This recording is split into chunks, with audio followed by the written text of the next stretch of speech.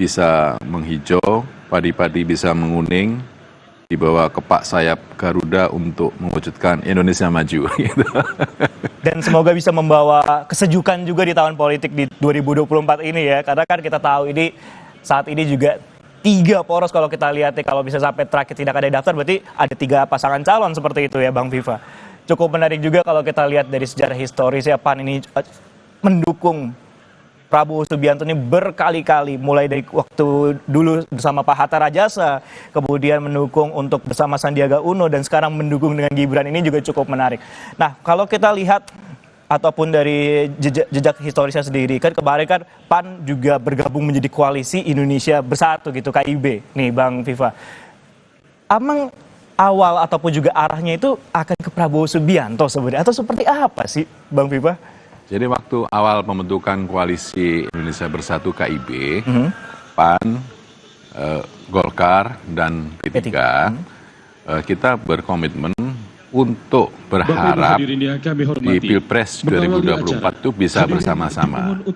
Tapi kemudian kita juga punya independensi masing-masing di dalam menentukan arah politik.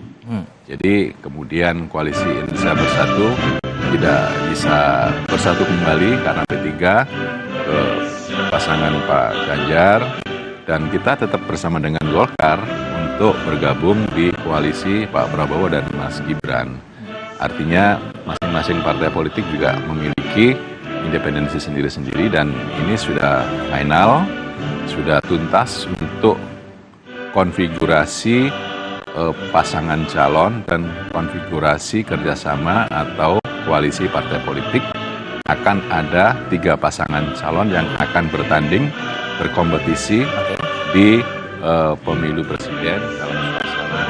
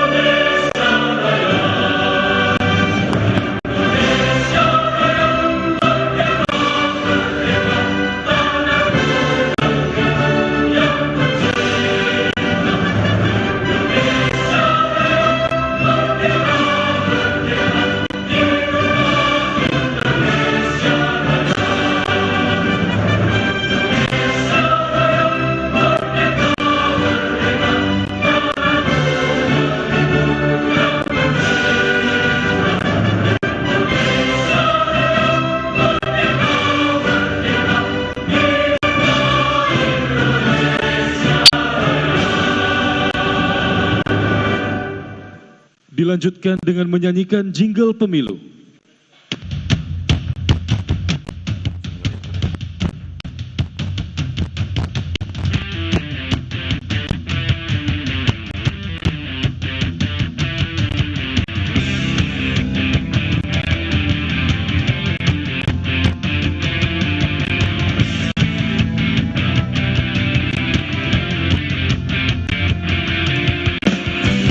Waktunya untuk gunakan hak pilih.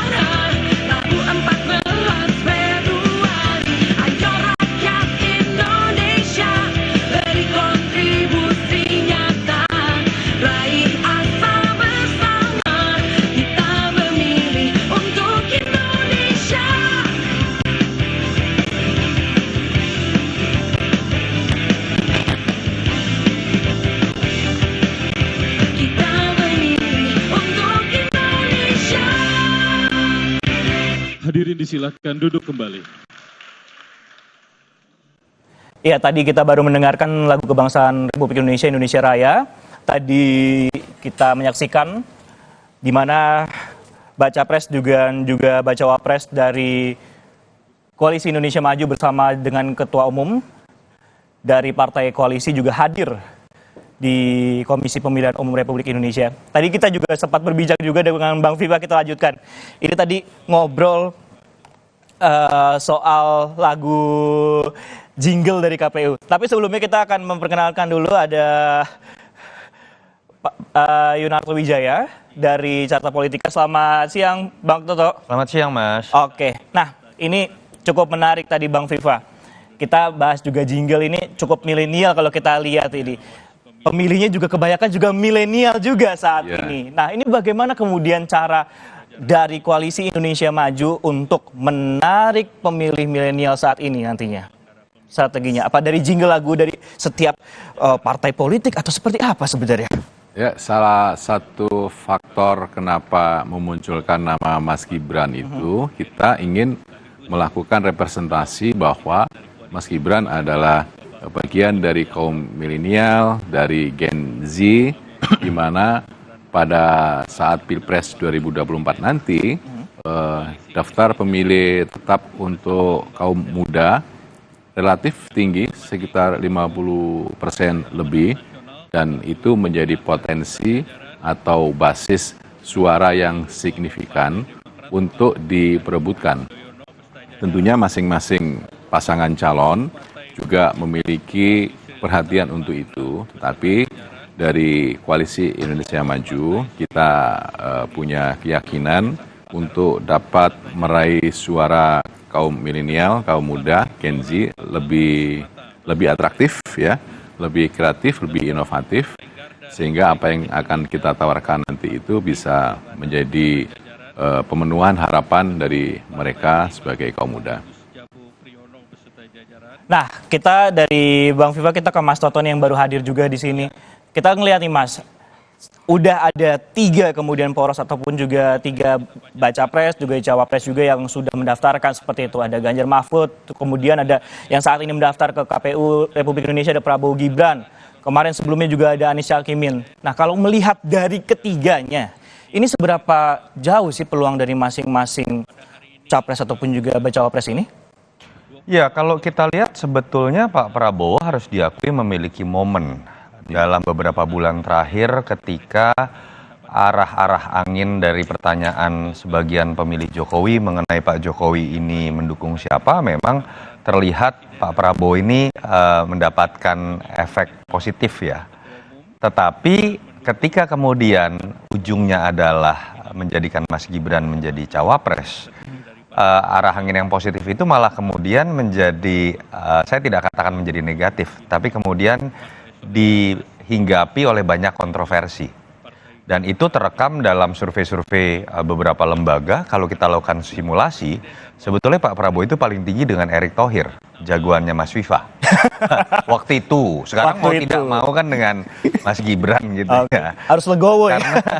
Karena kalau kita coba lihat ketika Pak Prabowo dipasangkan dengan Mas Gibran, malah elektabilitasnya turun dibandingkan dengan Pak Prabowo sendiri dihadap-hadapan dengan Mas Ganjar ataupun dengan Anies Baswedan atau Mas Anies gitu. Jadi kenapa? Saya pikir kan secara kualitatif kita sudah bisa lihat ya, proses menuju Mas Gibran resmi menjadi calon wakil presiden itu kan melalui proses yang kontroversial. Keputusan hukum yang kalau kita buka Google Maps sekarang namanya bukan hanya Mahkamah Konstitusi, ada Mahkamah Keluarga beneran. Itu kita bisa tuh naik taksi Google Map dengan bilang ke Mahkamah Keluarga misalnya. Yang kedua, ya karena ada keberadaan sosok dari pamannya Mas Gibran di situ. Dan kemudian kalau kita lihat juga sebelumnya kan isu politik dinasti sendiri sudah menjadi kontroversi tersendiri. Bahkan sebagian pemilih Jokowi tidak percaya bahwa Pak Jokowi akan merestui. Kenapa? Kebanyakan pemilih Jokowi itu dulu memilih Pak Jokowi karena dia adalah simbol demokrasi bottom up, tanpa harus menjadi darah biru, tanpa harus menjadi bangsawan politik dan ketua umum, tapi karena faktor meritokrasi dia bisa menjadi seorang presiden, pemimpin tertinggi. Tapi legacy yang ditunjukkan dalam akhir masa jabatannya adalah hal yang 180 derajat berbanding terbalik. Itu yang kemudian malah kalau dibaca di survei, keberadaan Gibran dalam konteks persepsi itu malah menjadi beban buat Pak Prabowo. Dia adalah liabilities bukan aset.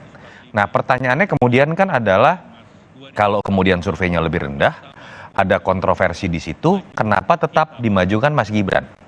Pilihannya kan jawabannya bisa dua. Kalau jawaban pertama, jangan-jangan memang Pak Jokowi dan Mas Gibran ngotot. Itu kan spekulatif dan tidak bisa kita buktikan. Bisik-bisik di panggung belakang di antara elit. Tapi kalau dalam konteks analisis politik secara teoritis, survei itu kan hanya membaca persepsi publik. Sementara fakta dari hasil pemilu itu seringkali juga ditentukan oleh apa yang disebut dengan mobilisasi. Disitulah teori politik mengenai intervensi kekuasaan, mobilisasi aparat, yang semoga tidak terjadi, itu yang satu-satunya bisa menjadi jawaban gitu. Misalnya orang nanti akan bertanya, polisi yakin akan netral? Tentara yakin akan netral? Kepala desa apakah bisa netral? Dan ketika kemudian bahkan orang mengatakan Pak Jokowi kan juga dulu pernah maju incumbent, kok tidak segininya dituduh curang. Malah ada yang menjawab dengan jawaban ringan ya. Kadang-kadang orang buat dirinya sendiri itu tidak all out ketika anaknya yang kemudian sedang bertanding, kira-kira seperti itu. Itulah yang kita tolak dari politik dinasti termasuk saya. Bukan mengenai keberadaan darah biru. Bukan mengenai seseorang ketika anak presiden tidak punya hak untuk maju. Tapi ada kode etik di situ, kalau tidak melalui keputusan kontroversial di Mahkamah Konstitusi yang ada potensi konflik of interest karena pamannya ada di situ. Dan kalau kemudian dia maju ketika ayahnya tidak lagi berkuasa, ini tidak akan menjadi masalah. Itu yang menurut saya akan jadi PR buat tim Ganjar Mahfud dan tim Amin. Bagaimana kemudian mereka bisa memastikan yang mereka lawan ini bukan negara. Yang mereka lawan adalah branding dari Pak Prabowo dengan Mas Gibran. Pasti dengan tentunya ada sejumlah isu yang kemudian diangkat juga oleh Mas Toto terkait masa dinasti politik akan menguntungkan juga mungkin dari menguntungkan ataupun juga ada side bad effect-nya juga pasti ya kan dampak buruknya. Tapi bisa nggak dengan pemilih-pemilih ataupun juga orang-orang yang mungkin kecewa dengan ada dinasti politik ini justru malah menguntungkan pasangan lain sebenarnya Mas Toto? Betul. Berapa besar? Kalau dilihat dari level persepsi kan jelas Pak Prabowo akan lebih diuntungkan dengan Mas Erik. Mas Erik itu juga tokoh anak muda, tapi tidak kontroversial. Tapi karena ayahnya namanya bukan Joko Widodo, presiden yang masih berkuasa gitu ya. Dan tetapi kenapa tetap dipilih Gibran tadi? Persepsi dirugikan betul. Kalau kita mau berasumsi secara kualitatif ya, salah satu yang bisa diuntungkan pertama menurut saya pasangan Amin. Kenapa? Kalau kita lakukan pembedahan data terhadap segmen mana sih yang masih menopang kekuatan elektoral Pak Prabowo, ternyata bukan pemilih Jokowi di 2019, tapi pemilihnya Pak Prabowo sendiri di pemilu 2014-2019 yang cenderung anti terhadap Jokowi. Mungkin pemilih ini masih tetap memilih Pak Prabowo ketika disurvei karena mereka bisa mengerti argumentasi Pak Prabowo bergabung dengan Pak Jokowi jadi menteri demi kebutuhan bangsa, persatuan nasional, rekonsiliasi. Tapi ketika ujungnya adalah menarik anak kandungnya Pak Jokowi yang baru 2 tahun menjadi wali kota, di situ mungkin akan ada kekecewaan secara emosional bahwa Anda yang punya karakter kepemimpinan yang kuat kok sampai sebegininya tidak percaya diri bertarung hanya karena 2 kali kalah dengan Jokowi sampai harus menggandeng anak kandung Pak Jokowi. Kalau itu terjadi kalau Erick Thohir yang ditarik, isu itu tidak akan se-ekstrim itu.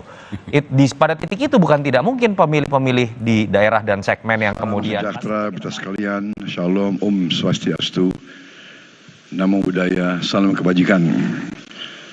Saudara-saudara sekalian, Komisi Pemilihan Umum, Ketua Komisi dan semua komisioner, pejabat yang saya hormati dan saya banggakan. Baru saja kami datang menyerahkan berkas sebagai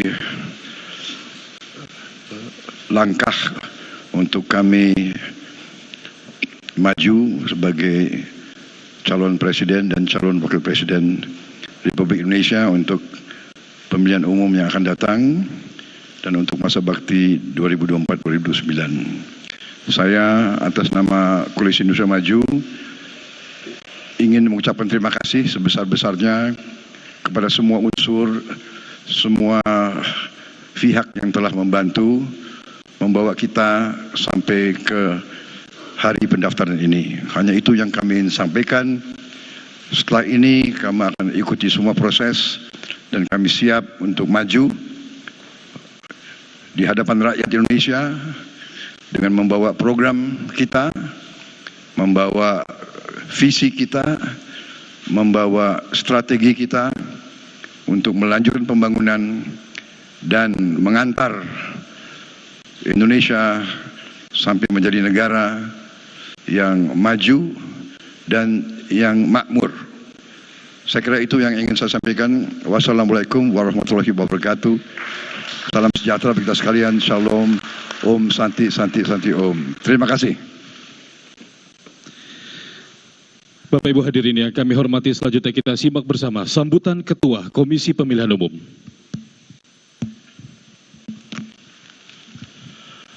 Assalamualaikum warahmatullahi wabarakatuh.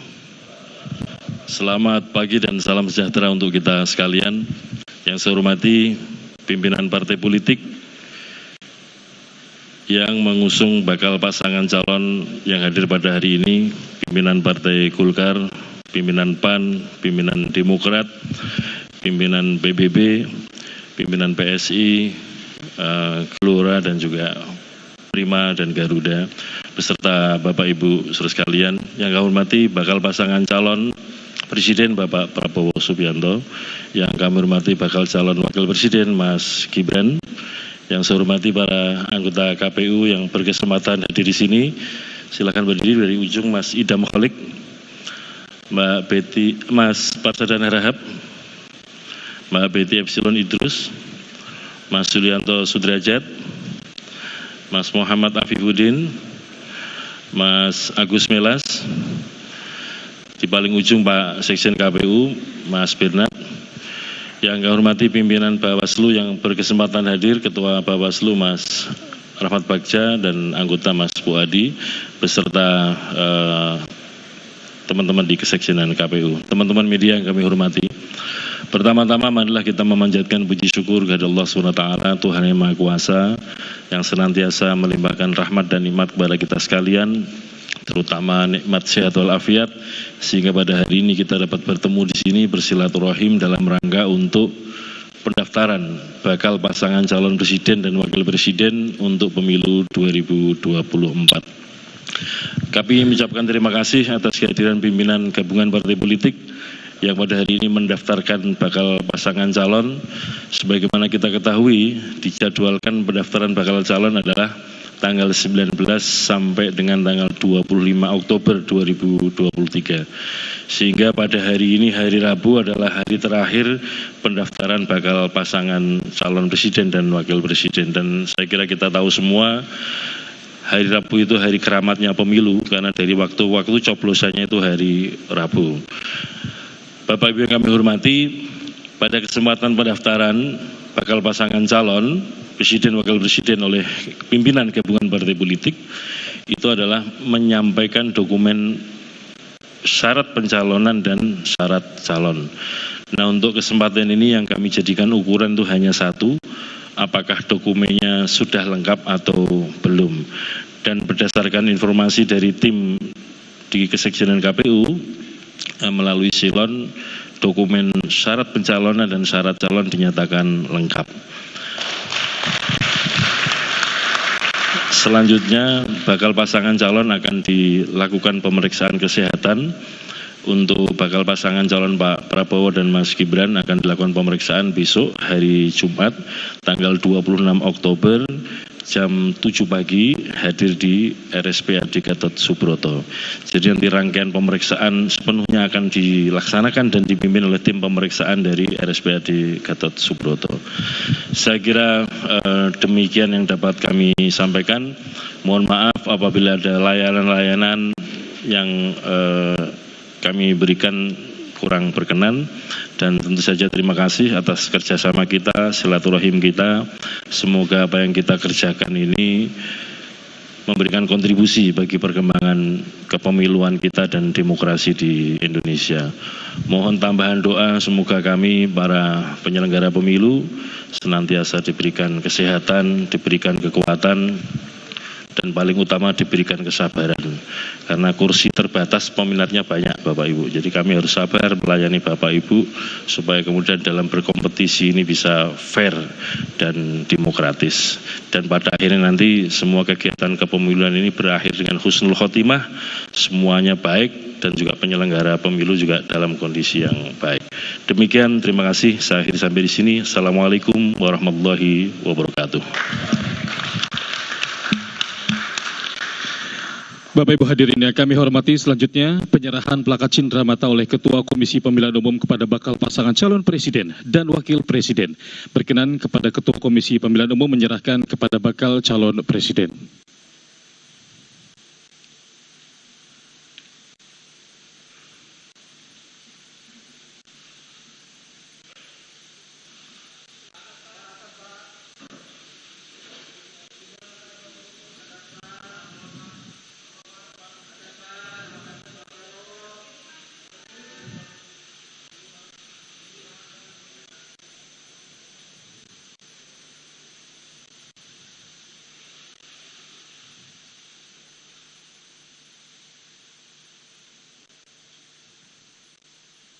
Baik, kami mengucapkan terima kasih. Selanjutnya penyerahan plakat cindramata oleh bakal calon presiden kepada Ketua Komisi Pemilihan Umum.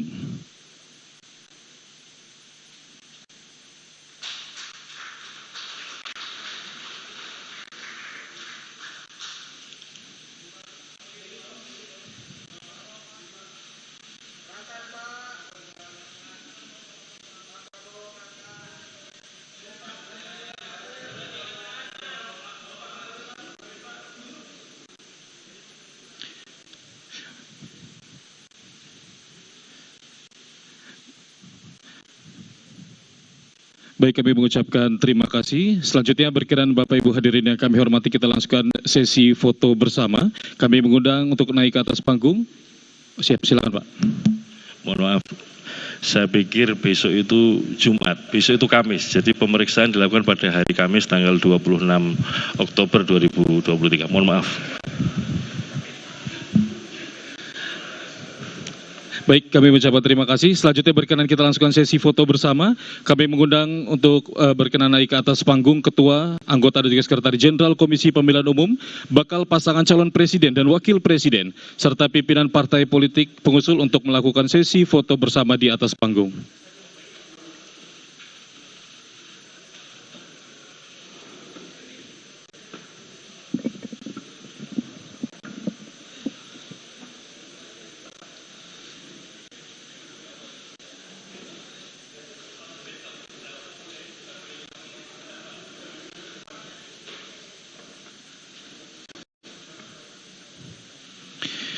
Baik, mohon izin Bapak Ibu, kita fokus ke kamera, kita akan hitung mundur.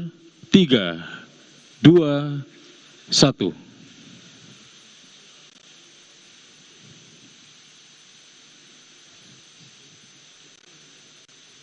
Selanjutnya, salam KPU melayani, tangan kanan ada di... Dan saat ini foto bersama dilakukan oleh Baca Pres dan juga Bacawa Pres dari Koalisi Indonesia Maju setelah menyerahkan berkas. Sudah resmi, kita tegaskan sudah resmi seperti itu, menyerahkan, mendaftarkan ke Komisi Pemilihan Umum Republik Indonesia. Nantinya juga akan dilanjutkan langsung dengan tes kesehatan seperti yang telah dilakukan oleh Capres ataupun juga Cawapres sebelumnya.